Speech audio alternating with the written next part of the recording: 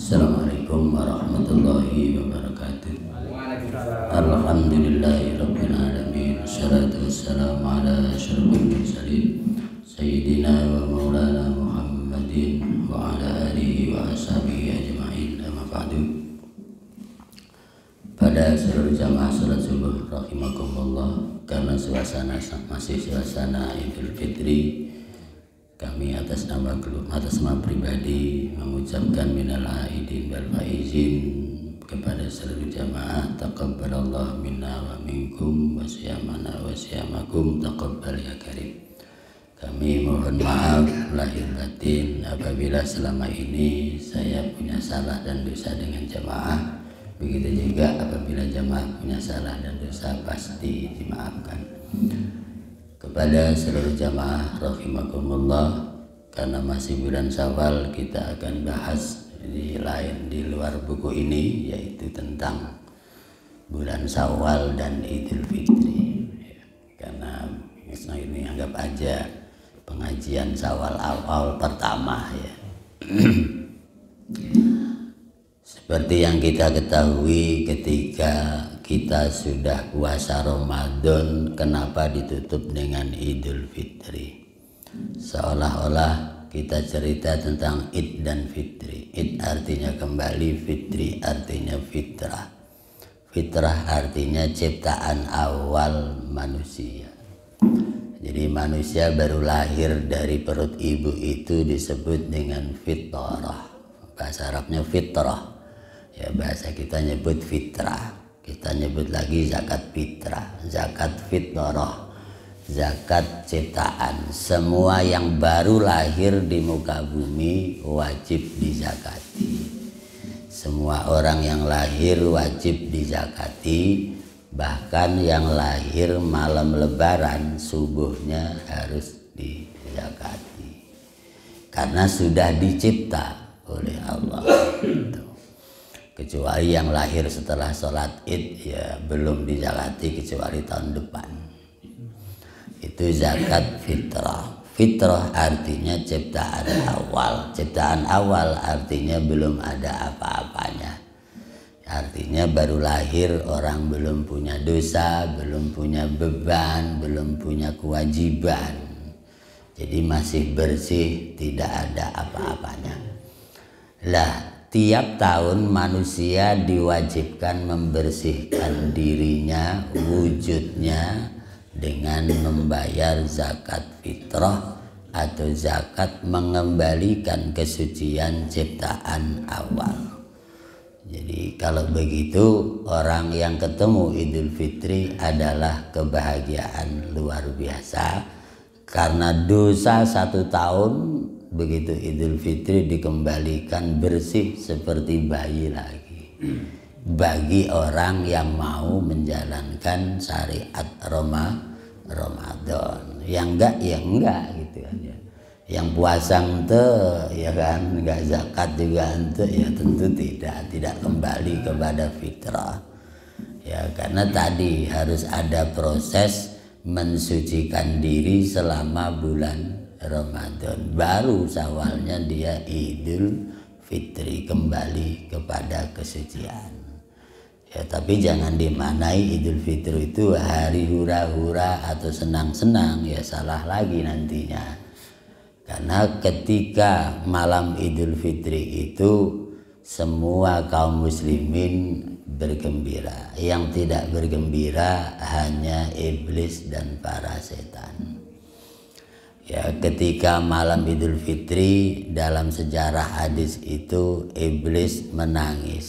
Ya, malam Idul Fitri iblisnya menangis. Begitu nangis maka anak buahnya negur. Anak buahnya adalah para setan. Para setan kan anak buahnya iblis ya. Bos, kenapa kamu menangis malam Idul Fitri?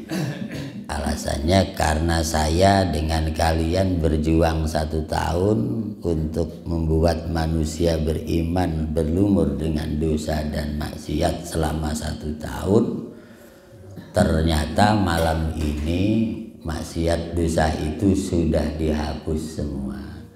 Maka usaha kita, kata iblis, berarti gagal 1 tahun. Karena usahanya gagal, maka iblis tadi nangis. Ya, artinya dia berusaha menyesatkan supaya orang berdosa dan segala macam, ternyata dia hapus semua malam itu.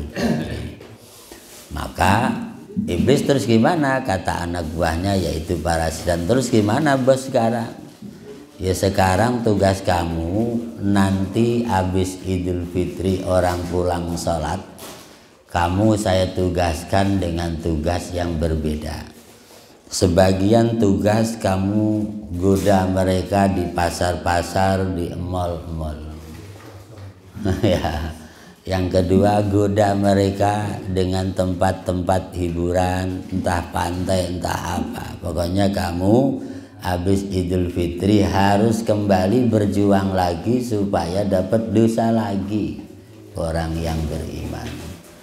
Jadi oleh karena itu Nabi menganjurkan ketika Idul Fitri sudah kita jalani adalah berlanjut kepada yaitu yang disebut dengan banyak-banyak zikir, banyak takbir, banyak istighfar, banyak silaturahmi, banyak sedekah kata Nabi. Ya sedekah kepada siapa? Terserah, sedekah itu kan umum, tidak mesti kepada fakir miskin, kan? Ya bisa sedekah kepada orang yang fakir miskin, boleh jadi sedekah kepada saudara, kepada kerabat, famili dan seterusnya, kepada tetangga. Itu dalam rangka meningkatkan amal, bukan untuk mengikuti kata setan. Tapi kan iblis tadi sudah pasang jurus, pasang jeratan. Ya, ada yang dipasang di pantai, lalu orang pulang sholat langsung ke pantai. Ada anak buah iblis dipasang ke mall, habis sholat bukan silaturahmi malah ke mall. Jadi iblisnya pinter pasang jeratan setelah Idul Fitri. Jadi yang berat di bulan Syawal adalah menjaga fitri, menjaga kesucian diri. Istilah sebut aja buku kosong, diisi dulu yang benar, jangan diisi dengan perbuatan maksiat atau ucapan kemaksiatan. Tapi ya tadi memang berat menjaga kesucian fitri itu, sehingga kita ketemu dengan yang disebut bulan Syawal. Ya, Syawal yang artinya meningkat. Syawal itu artinya meningkat amalnya, meningkat imannya, meningkat ketakwaannya, meningkat akhlakul karimahnya. Itu penting di bulan Syawal ini. Makanya kalau zaman dulu orang itu sekolah tahun barunya Syawal. Dulu, zaman saya sekolah kecil dulu, kalau Syawal habis lebaran itu didaftarkan sekolah. Karena tahun barunya Syawal. Ya, nanti Syakban mau puasa kenaikan kelas.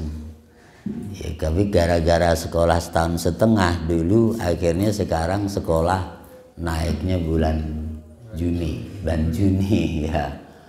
Zaman Menteri siapa ini? Menteri Daud Yusuf.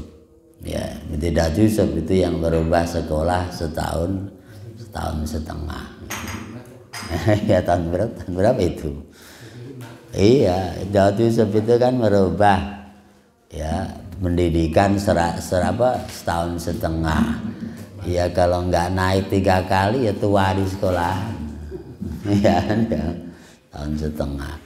Akhirnya balik lagi, tapi balik lagi karena udah berubah setahun setengah ya nggak bisa dari Januari kan. Nggak bisa dari Januari lagi. Kalau dulu tahun baru itu Januari, Desember kenaikan. Dan sekarang tahun baru Juli kenaikan malah Juni ya. Itulah kebijakan sekali salah ya jadi berkelanjutan. Nah ini cerita Idul Fitri adalah kembali kepada fitrah. Nah soal masalah mensucikan diri lewat zakat fitrah itu tentu ada aturannya. Ya zakatnya harus sempurna, ya, ukurannya harus sempurna, kemudian zakatnya dari yang halal itu sudah ada aturannya. ya dibayarkan sebelum sholat Id. Kalau dibayarkan setelah sholat Id, kata Nabi, sedekah biasa bukan zakat. Ya itu, ya begitu juga terkait dengan yang tadi. Untuk apa orang dizakati? Ternyata semua yang kita miliki harus dizakati. Badan kita zakati setiap tahun, namanya zakat fitrah. Ya, kemudian harta kita juga wajib kita zakati kalau sudah sampai nisabnya. Kalau nggak sampai ke nisab juga tentu diperintahkan untuk bersedekah sebagai zakat juga. Ya, karena Nabi kadang-kadang nyebut zakat itu bukan zakat. Contoh, Nabi pernah menyebutkan zakat maknanya sedekah. Ya, misalnya ya, menghormati tamu, zaku buyutakum bisadaqah misalnya, atau likulli syai'in zakatun wa zakatud dar ad-diyafah. Segala sesuatu ada zakatnya. Zakat rumah adalah menghormati tamu. Itu berarti Nabi nyebut zakat bukan zakat beneran. Ya, jadi rumah kita kalau ada tamu, kita kasih penghormatan yang baik, kita hormati, dijamu, dikasih makan segala, itu zakat rumah kata Nabi. Ya, artinya menghormati tamu itu wajib sekaligus zakat rumah kita. Itu. Jadi Nabi menyebutkan zakat juga rumah kita wajib dizakati dengan zakat menghormati tamu. Persoalannya kalau rumahnya dikunci terus, nggak pernah ada tamu, berarti nggak dizakat-zakati. Ya, makanya orang makin modern makin jauh dari orang lain. Ya, karena rumahnya makin rapet, pagernya lapis 3, tamunya jarang berani masuk, maka berarti jarang dizakati. Gitu kan ya. Lah, orang yang sering didatangi tamu berarti dia dipersilahkan untuk berzakat, tapi zakatnya dihormati itu. Kalau nggak dihormati berarti juga nggak dizakati. Itu kadang-kadang zakat disebutkan kayak begitu di hadis Nabi, likulli syai'in zakatun wa zakatud ad-diyafah. Jadi semuanya ada zakatnya, cuman kadang-kadang orang berlebihan memaknai. Ada sekelompok aliran Islam menzakati umur, ya. Namanya jamaah tabligh, ya. Menzakati umur, ya. Umurnya dizakati. Jadi setahun sekali dia keluar kampung 3 bulan, katanya zakat umur. Khuruj kata orang, mereka nyebutnya khuruj. Khuruj itu keluar, kharaja yakhruju khurujan. Keluar. Nah, itu terserah lah. Sebenarnya zakat umur itu ya sholat itu ya Pak Haji ya. Ya gak harus keluar sih. Kalau kita cerita zakat umur, sebenarnya sholat 5 waktu itu zakat umur 24 jam. Ya kan? 24 jam dizakati sholat 5 waktu gitu sebenarnya. Ya, karena kalau kita khurus kemudian keluarganya kelaparan gak makan, itu ibarat ngejar uang 1000 kehilangan 1 juta. Ngejar sholat jamaah sunnah yang wajib ketinggal, itu namanya ngejar kecil dapat ya, kehilangan yang besar. Ya, karena jamaah sholat itu sunnah, mengurus keluarga adalah fardu ain. Nah, itu kecuali yang udah kaya raya kali Pak Haji ya. Yang udah kaya raya, keluarganya udah cukup, ya itu silahkan ya Pak Haji ya, itu mah nggak harus ini. Dan sebenarnya juga orang bisa beramal dengan cara yang lain sebenarnya. Itu macam-macam, ada orang yang menafsiri zakat itu berbeda-beda. Tapi yang jelas apa yang disebutkan di hadis Nabi itulah zakat yang sesungguhnya. Bukan rekayasa otak-atik akal manusia, bukan ya. Karena yang disebut ibadah itu mengikuti jejak Nabi, sabda Nabi, perilaku Nabi gitu. Ya, yang ada tuntunannya namanya ibadah, nggak ada tuntunannya namanya bukan ibadah, walaupun bentuknya kayak ibadah. Contohnya Idul Fitri. Idul Fitri orang puasa, ya kan nggak ibadah, walaupun bentuknya puasa, karena hari Idul Fitri nggak disebut ibadah.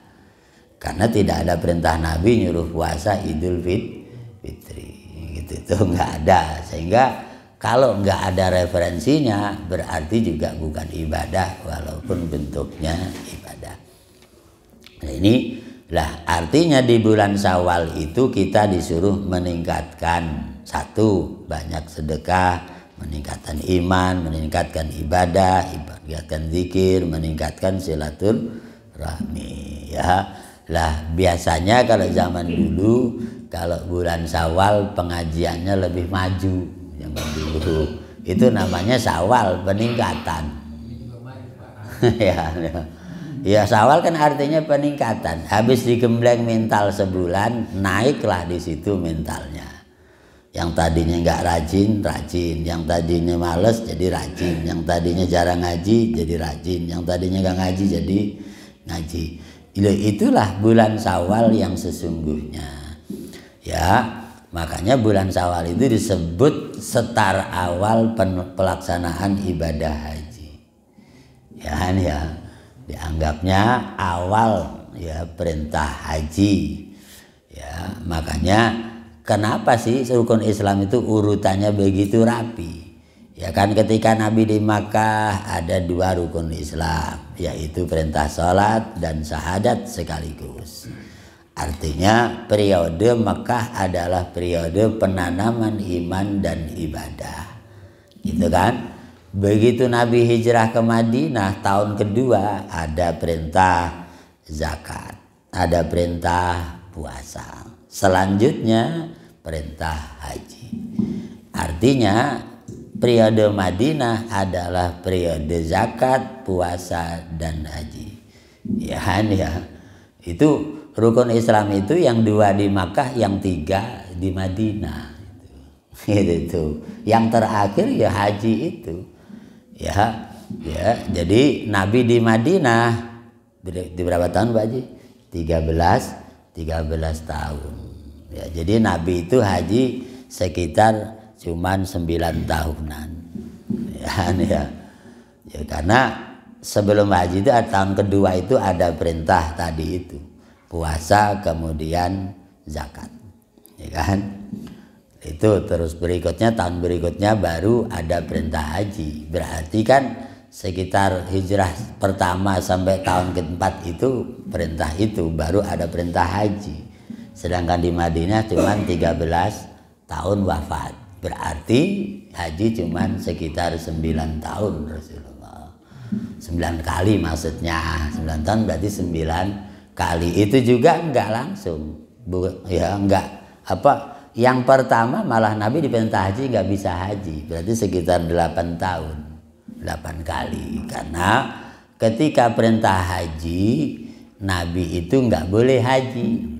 Jadi Allah nyuruh haji ke Mekah, orang Mekah kan dulu menang, Nabi diusir. Lah Nabi mau ke Mekah haji nggak boleh sama orang Mekah. Ya karena dulunya diusir kan, itu ya kan, diusir Nabi hijrah.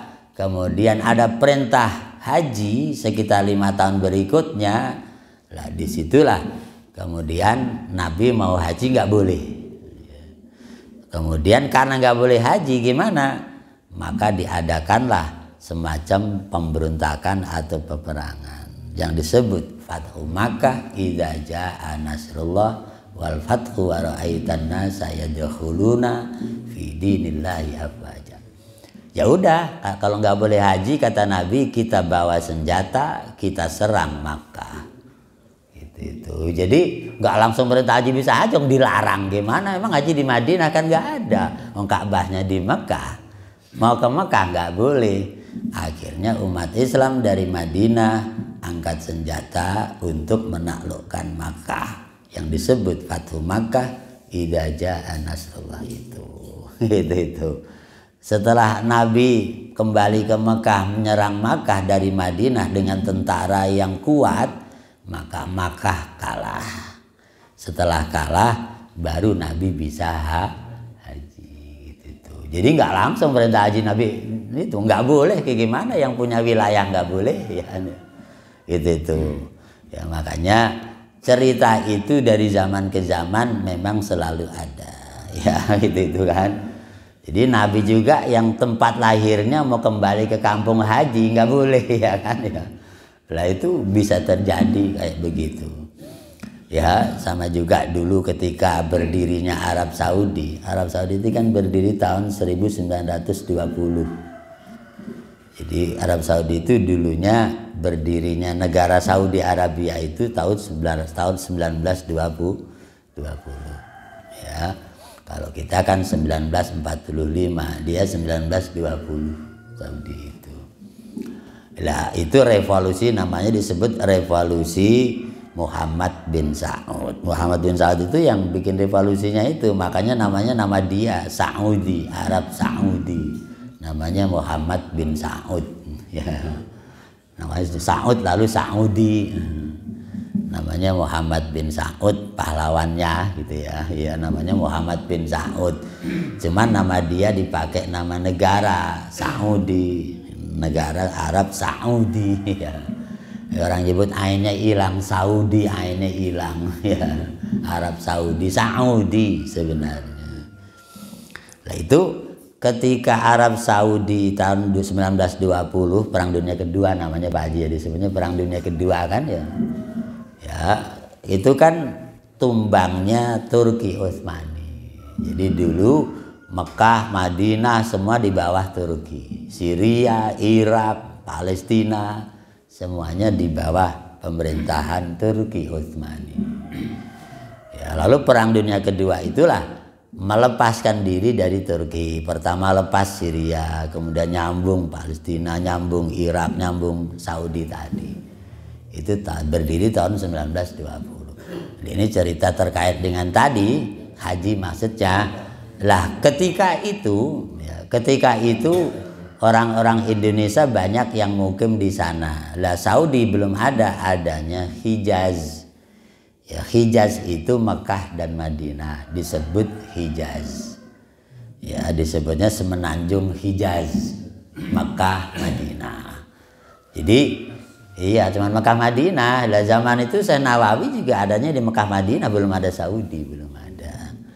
Iya, namanya Hijaz, Mekah Madinah. Disebutnya ulama Hijaz, ya kan? Iya, belum jadi negara Saudi, belum adanya cuman Mekah Madinah atau Hijaz. Lah ketika itu begitu revolusi Ibnu Saud, gimana Mekah Madinah jatuh di bawah kekuasaan Ibnu Saud itu. Ya, berdirilah negara Saudi yang notabene waktu itu saingan dengan Mesir. Ya, waktu itu terjadilah konferensi Islam internasional yang didirikan di Mesir oleh panitia namanya Rashid Ridho. Ya, orang Mesir mau bikin konferensi Islam di Mesir. Nah, konferensi Islamnya di Mesir. Rupanya Ibnu Saud nggak mau datang ke Mesir, bikin lagi konferensi di Saudi yang baru berdiri itu, gitu. Ya akhirnya lah, disitulah akhirnya ulama-ulama di seluruh dunia bingung. Kenapa? Karena yang menguasai Mekah Madinah adalah Ibnu Saud yang pahamnya Wahabi, gitu. Lah karena pahamnya Wahabi, takutnya paham Sunninya nggak boleh haji. Ya kan, ya karena ya pahamnya Wahabi, takut nanti dari Sunni Irak mau dari mana-mana takutnya nggak boleh haji. Jadi urusan haji juga termasuk Indonesia yang saat itu namanya Nusantara, belum ada Indonesianya gitu. Akhirnya ulama Nusantara kita bingung saat itu karena pada di Hijaz kan, pada di Makkah Madinah. Ini kalau negara kami Nusantara nggak boleh haji gimana gitu. Lah pada saat itu Kiai Hasyim Asy'ari masih mukim di Mekah Madinah, gitu itu. Jadi masih belum ini masih belajar ya. Ya akhirnya saat itu kemudian Saudi mengadakan konferensi tadi, termasuk Nusantara diundang. Hadirlah yang hadir saat itu Kiai Wahab Hasbullah dari Surabaya dengan Kiai Hasyim Asy'ari. Waktu itu belum kiai, namanya masih mukim gitu kan ya. Ya belum kiai namanya gitu itu. Ya udah begitu ditanya sama kerajaan Saudi, ini Nusantara namanya apa organisasinya gitu itu. langsung dia nyebut Nahdlatul Ulama, padahal nggak ada yang nyuruh, nyeletuk doang, atau nyeletuk doang enggak? Ya yang namanya hadir takut nggak boleh haji doang gitu loh maksudnya. Datang ditanya organisasinya apa gitu loh, kata Saudi, ya nyeletuk aja ngomong begitu, bukan musyawarah dulu namanya apa, enggak, cuman hadir aja atas nama Nusantara. Lagi Mas Ari nyebutnya tadi itu sama Kiai Wahab, ya udah namanya Nahdlatul Ulama, kebangkitan ulama. Maksudnya apa? Ya tadi itu ulama Nusantara ikut andil peperangan di Timur Tengah gitu itu. Jadi ikut berjuang maksudnya gitu. Jadi ya akhirnya setelah itu dia nanya, gimana orang Nusantara boleh haji nggak? Oh kalau orang sana boleh haji, nggak ada larangan. Ya udah, setelah dapat jawaban itu baru adem, karena takutnya nanti orang Nusantara kan mayoritas Ahlussunnah, nantinya nggak boleh haji gimana gitu itu. Setelah dijawab sama Saudi boleh, baru dia tenang, khawatir nanti orang Indonesia nggak boleh haji itu doang. Jadi sama kayak Nabi tadi mau haji dari Madinah dilarang kan, gara-gara yang kuasa bukan orang kelompoknya Rasulullah. Ini juga khawatir karena kelompok lain takutnya dilarang haji. Oh yang punya Mekah dia masalahnya. Kecuali kalau Saudinya cuma menang nggak menguasai Mekah Madinah, nggak apa-apa. Tapi karena dia menguasai Mekah Madinah masalahnya itu. Ya kan Saudi itu berapa? 18 provinsi ya Pak Haji. Saudi itu 18 provinsi. Ya, di antara dua provinsinya itu Mekah satu provinsi, Madinah satu provinsi, tapi kan 18 sebenarnya gitu itu. Jadi kalau kita kan berapa provinsi, gedean kita sih ya, dia cuma 18 provinsi Saudi mah. Kita kan 34 provinsi, jauh ya. Ya gede di sana tapi nggak gede kalau diukur dengan Indonesia gitu kan ya. Jadi sejarah haji tadi ya.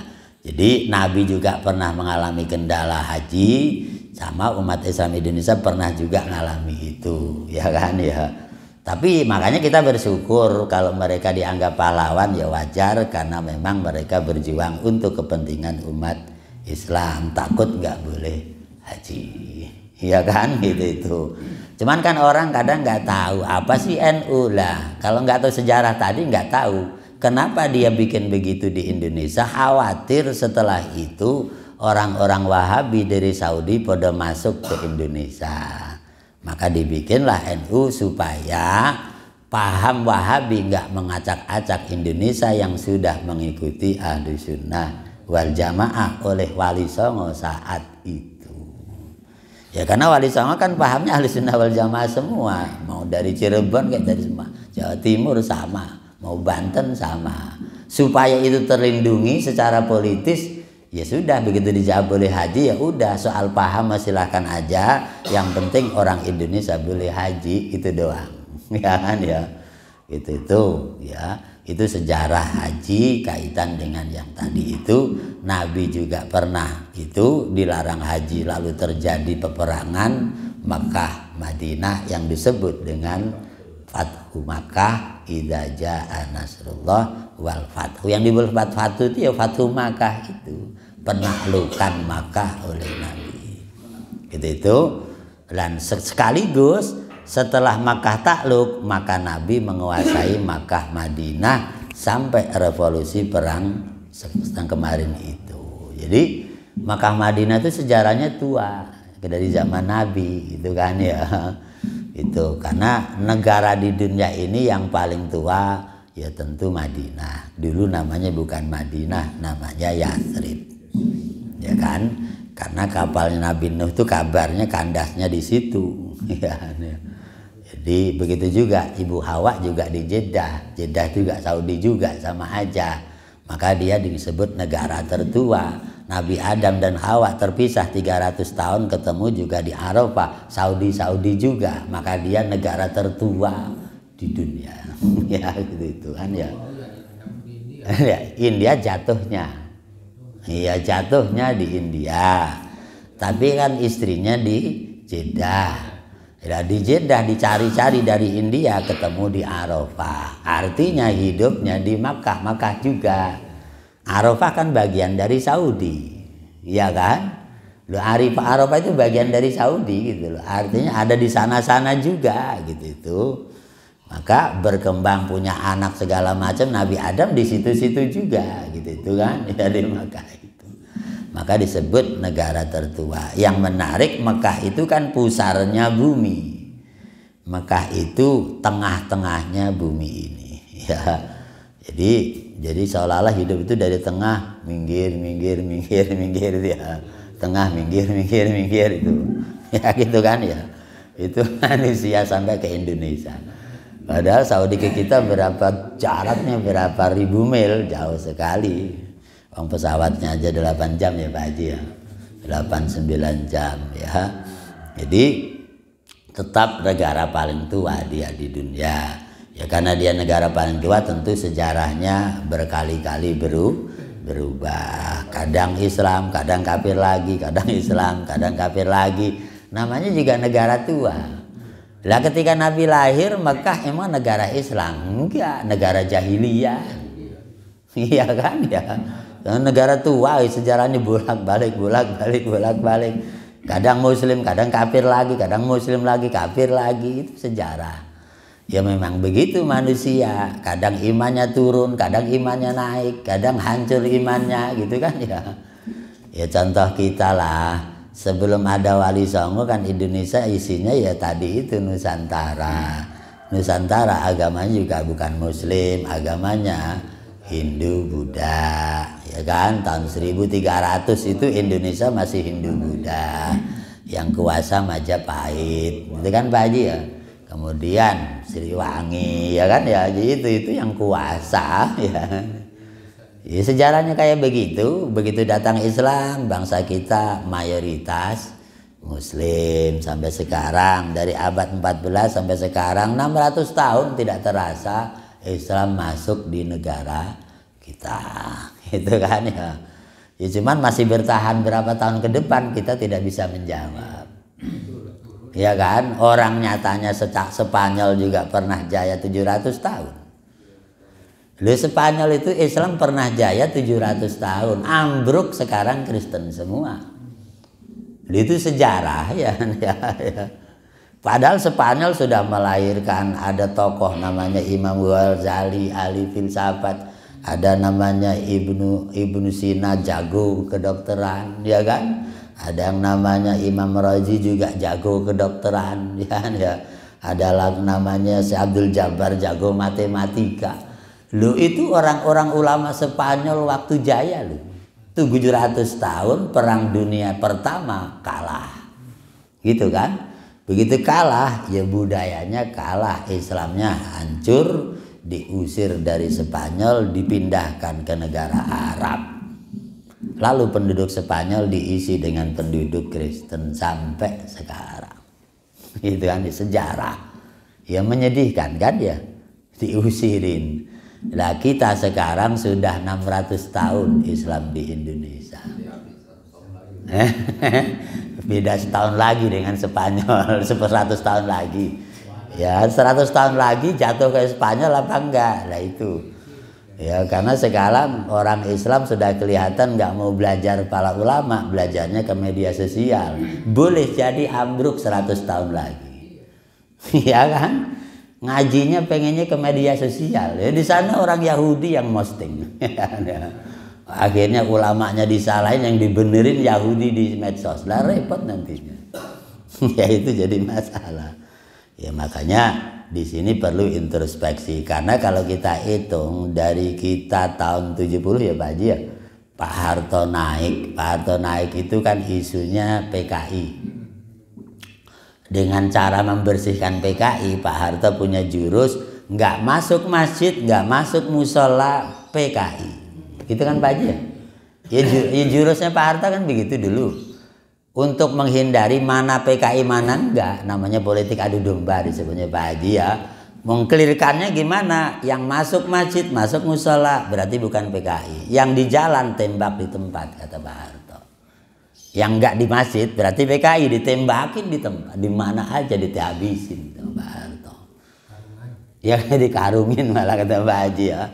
Bahkan korbannya dalam sejarah yang nulis mencapai 2 juta yang ditembakin itu. Yang mati.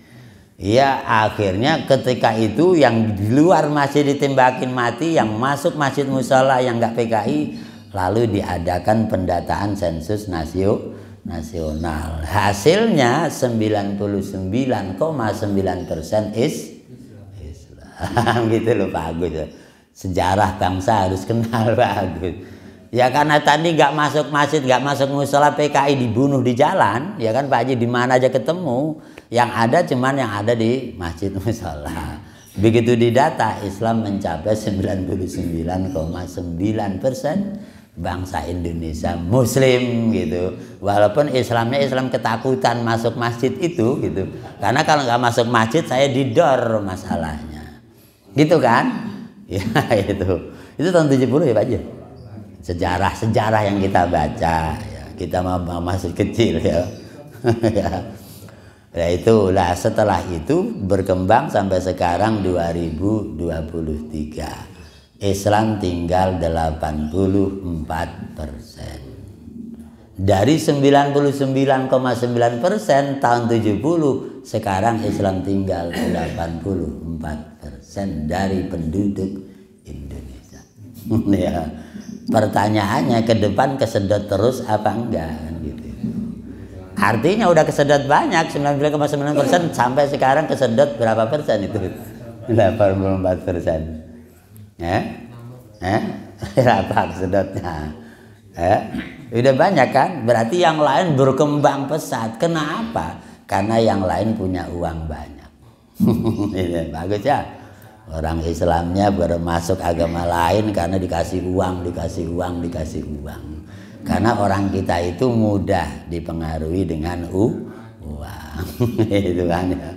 Itulah kita kembali ke bulan Syawal, Idul Fitri. Memang kita harus meningkat, semangat baru ngaji, semangat baru sholat, semangat baru jamaah, semangat baru. Meningkat di bulan Syawal itu yang diharapkan dalam ajaran kita. Siapa yang hari ini lebih baik dari kemarin, itulah yang beruntung, kata Nabi. Siapa yang hari ini tidak lebih baik dari kemarin, siapa yang di bulan Syawal tidak lebih baik dari bulan Ramadan, dianggap rugi. Yang meningkat dianggap beruntung. Mudah-mudahan kita termasuk orang yang beruntung. Amin ya rabbal alamin. Terima kasih dan mohon maaf. Assalamualaikum warahmatullahi wabarakatuh.